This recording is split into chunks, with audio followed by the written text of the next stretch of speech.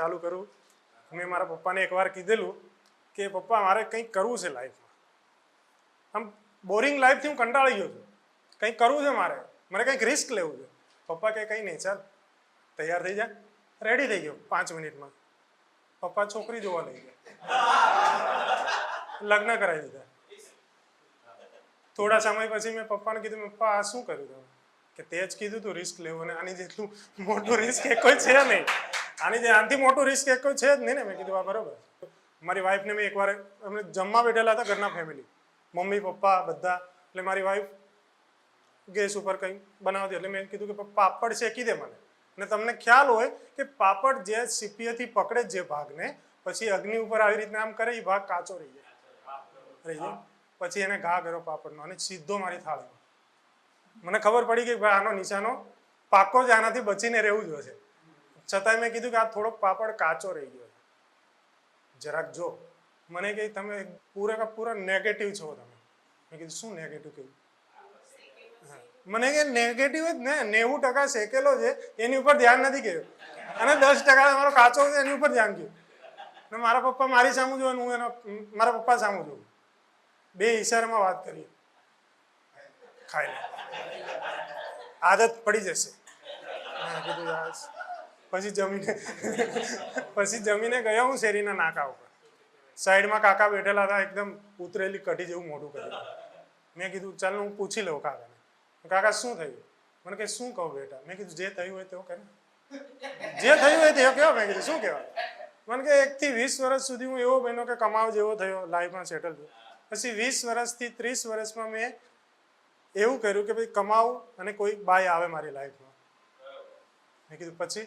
મને કે 30 વર્ષથી 50 વર્ષ સુધી હું એ જ વિચારું છું કે હવે આવી તો આવી શું કામ, હવે આ જાય કેવી રીતના. મેં કીધું કાકા આમાં હું કંઈ કરી નહીં શકું. મને કે જો પપ્પાથી મને સંઘર્ષ મળ્યો છે, માથી મને મળ્યા સંસ્કાર, અને પત્નીથી તો મને વાસણ ધોતા અને કપડાં ધોતા આવડી ગયું છે. એટલે આવું બધું મને છે ને પત્ની પીડિત બધા જે પતિઓ મળે ને એને જોઈને મેં મારા દોસ્તારોને કહેતો હતો. મેં કીધું ભાઈ પત્ની ખુશ હોય ને તો પતિ ખુશ. હંમેશા ધ્યાન રાખજો, તમારી પત્નીને તમે ખુશ રાખજો એટલે તમે ઓટોમેટિકલી ખુશ હશો. પણ જો તમે ખુશ હશો ને તો વિચાર કરશે આ કેમ ખુશ, સાચી વિચાર કરશે, અને પછી એના બ્રહ્માસ્ત્ર ચલાવવાનું ચાલુ કરશે. એના કરતાં તમારો એક જ ઉપાય છે, એક જ રસ્તો છે કે પત્નીને ખુશ રાખશો ને એટલે તમે ખુશ. એટલે મારા દોસ્તાને સમજાવતો હતો તો એમાંથી એક ઊભો થયો. મને કે એક કામ કરું, પત્નીને જ ખુશ રાખવાના છે ને? મેં કીધું હા. એ કંઈક તો બીજાની હોય તો ચાલે ને? મેં કીધું ના ચાલે ભાઈ, હાડકા ભાંગી જશે. તમારી પત્નીને જ તમે ખુશ રાખો. ને યુટ્યુબનો ક્રેઝ છે. યુટ્યુબમાં મેં એક વિડીયો જોયો. વિડીયોનું ટાઇટલ હતું કે 2 દિવસમાં તમે તમારી પત્નીને વશમાં કરો. 2 દિવસમાં, જે પોસિબલ જ નથી. ચોક્કસ. મેં કીધું આને જોવા પહેલા મારા એના કોમેન્ટ્સ જોવા જોશે. કોમેન્ટ્સ ને એને ટોપ 10 ની અંદર ટ્રેન્ડમાં વિડીયો ચાલતો હતો, અને બધા એના યુઝર્સમાં ખાલી જેન્ટ્સ, લેડીઝ કોઈ નહીં. કે આ કઈ રીતના પોસિબલ થયું? વિદેશથી કોમેન્ટ્સ આવતા, ઇંગ્લિશમાં બી કોમેન્ટ્સ આવશે. Hello brother, how this possible, can you send me tutorial, કે તમે મને બતાવશો આ કેવી રીતના થાય છે. હે આપણા ગુજરાતીઓ ભાઈ આ ના હોય યાર, જુઠ્ઠું ના બોલ્યા. જે 2 દિવસમાં ઘરને આમથી આમ કરી નાખે એ વશમાં થાય કોઈથી? ના થાય. હે સમજી શકું છું.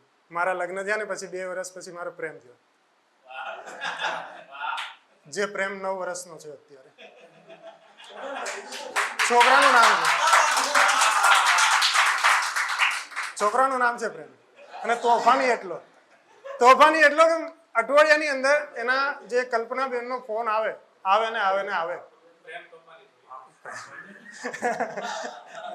તો તોફાન એટલે એટલો ફોન આવે ને, ફોન કરીને બોલે હલો તમે પ્રેમના પપ્પા. મેં કીધું એટલું મીઠું બોલે ને મનથી એવું થઈ જાય કે ક્યારેક કહી દો આ બોલો ને પ્રેમના મમ્મી, પણ બાજુમાં વાઈફ બેઠી હોય એટલે ના બોલાય. પછી વાઈફ પૂછે કે ભાઈ કોનો ફોન છે, એટલે કહ્યું કે પ્રેમના ટીચરનો ફોન છે, લાઉડ સ્પીકરમાં કરો. એટલે કરવો પડે. પછી વાઈફ બોલે હા બોલો કેમ છે? એમ કે શું કામ છે તમારે? કે તમારી છોકરાની કમ્પ્લેન બહુ આવે છે. એટલે વાઈફે સીધું ચાલુ કર્યું, હા આવશે અને મારો તમે. એ એના પપ્પા ઉપર ગયો છે, માર્યા વગર સુધરશે જ નહીં, મારો તમે.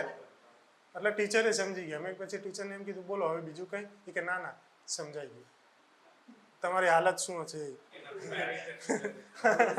હમણાં કૂતરાઓના ક્રેઝ બહુ છે, કૂતરાઓના ક્રેઝ બહુ છે. જ્યાં મેં એક ઘરે ગયો, ત્યાં બોર્ડિયું લાગ્યું હતું કૂતરાઓથી સાવધાન. જેવો અંદર ગયો ને તો ખૂણામાં કૂતરું નિમામણું થઈને બેઠું.